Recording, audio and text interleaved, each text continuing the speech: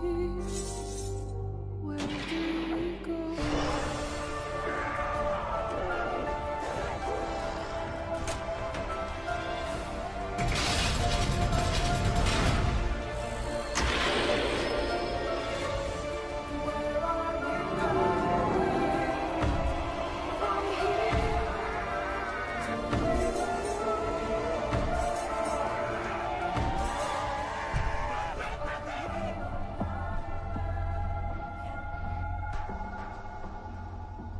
It was a challenge to try and capture something as iconic as Alcatraz.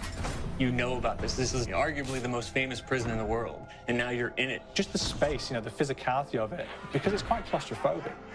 When modern-day prisons are designed, they really consider not intimidating people or making the spaces, you know, as least stressful as possible. Well, Alcatraz didn't suffer from those restrictions.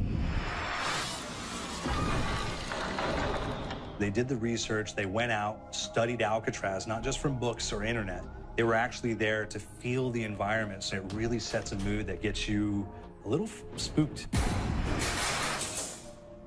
Well, we kind of started with the base layout of Alcatraz. The entire island we ended up roughing out in kind of a white box form, and then figuring out what play spaces we wanted to use out of that, what would be the most interesting areas to play in, and the connections between spaces, and spaces that the public doesn't necessarily get to go into. We really did a lot of pushing to really enhance that psychological horror aspect that we're really looking for. And this is a really good opportunity to really tell something special.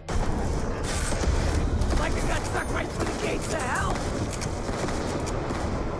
This time around, I feel like it's been identified that there are these side missions that you're going to go out and try to accomplish. Al and the rest of the groups put together this escape plan, but the point is to get the parts and assemble this plane so they can get off the island. We did something new for the first time. We have actually contextual music that goes off. So that's a first for zombies. And it's all based around this horror thriller aspect. Every location will have a specific stinger that you hear when you find it, when you discover it, when you start unraveling the story, we start building on the music that you're hearing, and it's really enhancing that experience and going along with it in parallel.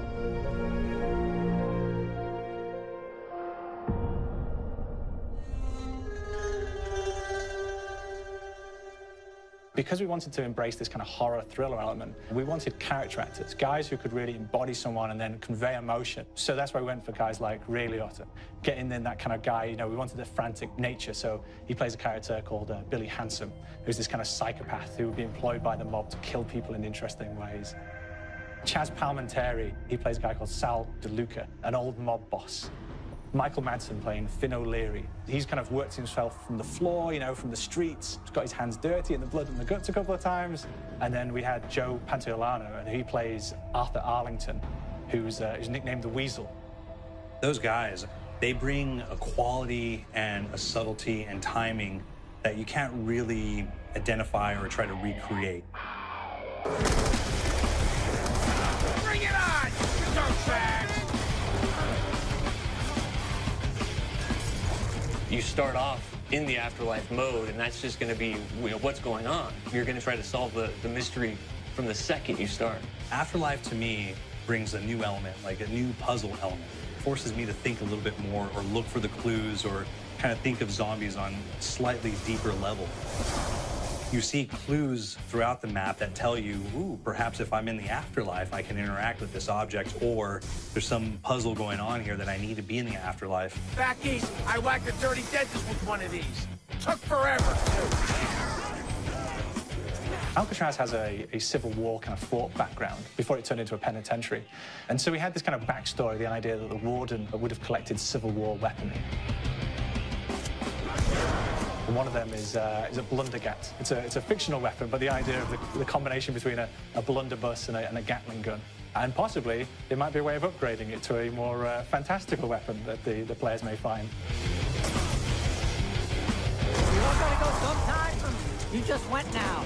There's one main zombie, one big zombie that's going to come through and wreak havoc on your life. He'll lock down the perk machine, he'll close down the box, so you have to pay to get that open again. So you don't want him to interfere with your process. Now's a good time to pick a fight. Why you hungry? It's a fun challenge. It keeps things moving forward. In terms of perks, we have a new perk called Electric Cherry. When you reload, it gives a shock around, which scales over time. Who's asking for it, greaseball? There is so much to experience in this map. Every time I play it, there's a new tactic to take, a new experience, a new objective to go for. But there's also this layer of things that we aren't exactly exposing to the players right off the bat and will need to be discovered. Don't let me go. Is it the calling we hear? We've got the undead in there, we've got these historical elements, and these fantastic actors all seem to be with peace with each other in this kind of same world. So it's magical, and our team is incredibly excited by it. Is it the